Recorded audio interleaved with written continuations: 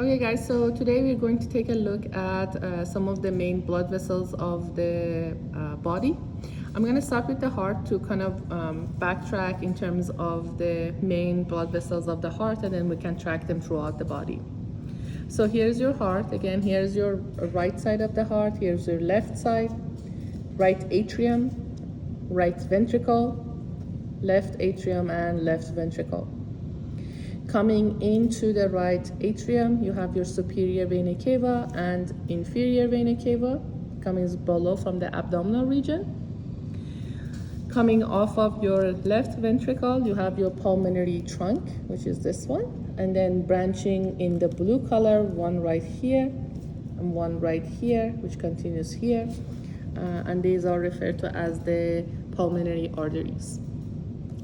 On the left hand side, you have your left atrium, and you have these tiny branches right here in red, and these red branches over here. These are your pulmonary veins, so there are 4 of them, 2 on this side and then 2 on this side. And then off of your left ventricle, you have this largest blood vessel, which is your aorta. So here is your ascending aorta. This is your aortic arch, and then this is your descending aorta because it curves and comes down. Now let's take a look at some of the blood vessels we have coming off of the aortic arch. So first branch is your brachiocephalic artery. Second one is left common carotid artery. And third is left subclavian artery. Brachiocephalic artery goes and branches to 2 branches. This branch is identical to the second branch you see right here. So this one would be called the right common carotid artery, and this was the left common carotid artery. The second branch that is coming off is this branch right here called the right subclavian artery, which again is identical to the third branch right here, which is the left subclavian artery. So if I track this blood vessel going down the arm, you have the subclavian artery, and again these are identical, so I'm not saying right versus left, but in reality I'm following the right arm right now. So right subclavian artery. Going under the armpit would be axillary artery. Going down your arm, brachial artery. And then 2 main branches coming into your forearm. One that runs on the side of your thumb, that's your radius, so that's your radial artery. That's where you typically measure pulse, right here. And the one that runs on the side of your ulna or your pinky, that's your ulnar artery. Going back up here toward your head, if you follow the carotid artery going up, there are the main branches that comes off. One of these is the facial artery, and you can see it's coming on the surface of the face and basically providing supply for the facial muscles and structures. Parallel to that, you have this blood vessel right here. That's the jugular vein or internal jugular vein right here. Now, if you're taking a look at the same structure by looking at the veins for these parts, let's go back to the arm and take a look at the name of the blood vessels associated with the arm, or veins that are associated with the arm. Some of the main ones I want you guys to know is this branch right here you see in the middle. This is called median cubital vein. You have 2 main blood vessels in the arm region. The outer one is the cephalic vein. So this is the cephalic vein here. And this one is the basilic vein. Please do keep in mind that doesn't mean we don't have the ulnar vein or the radial vein or the brachial vein. These are a little bit deeper and not identified on this model. Now, when all of the blood vessels that are found in the arm are merged together, they form this branch, which is your subclavian vein.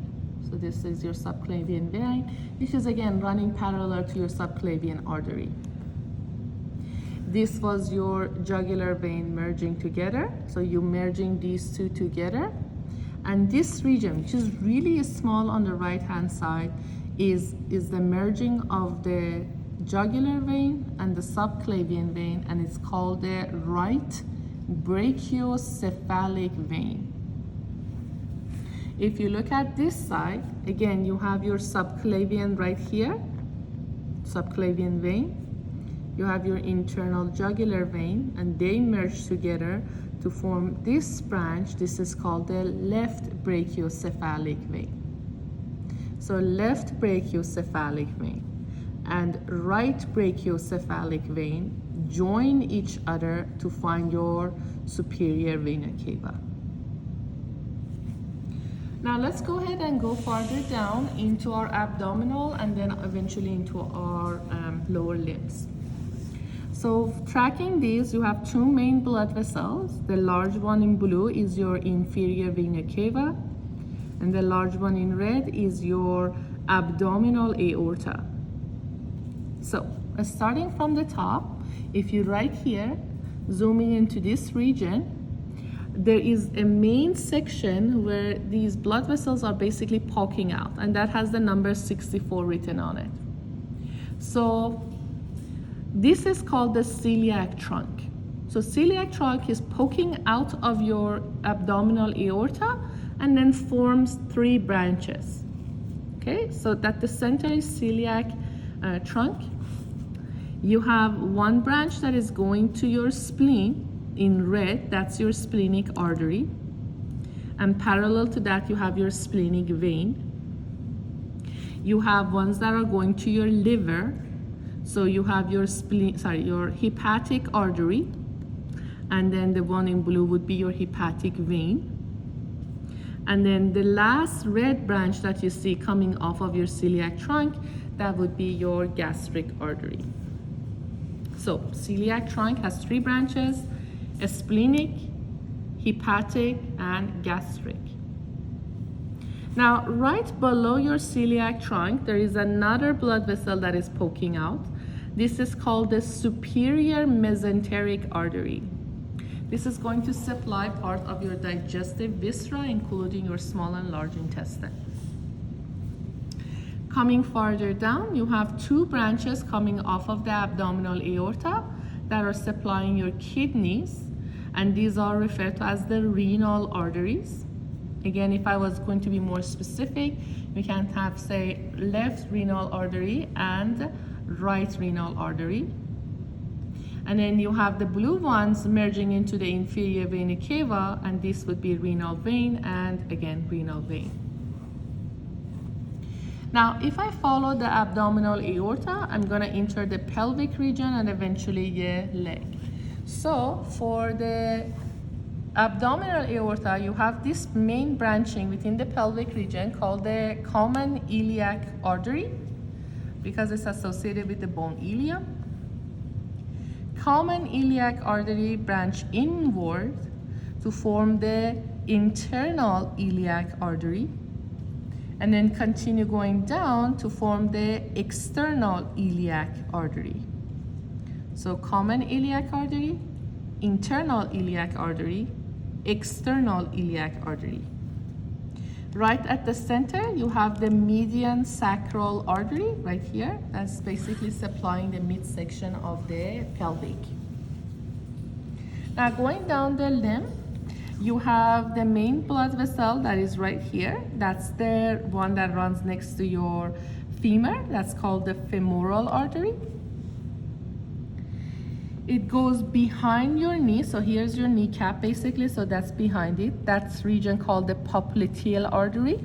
And again, this is one way to check to see if there is good circulation in the leg. You check the popliteal artery. And then you have the blood vessel that goes behind the leg called the posterior tibial artery. In terms of another blood vessel we have this one right here.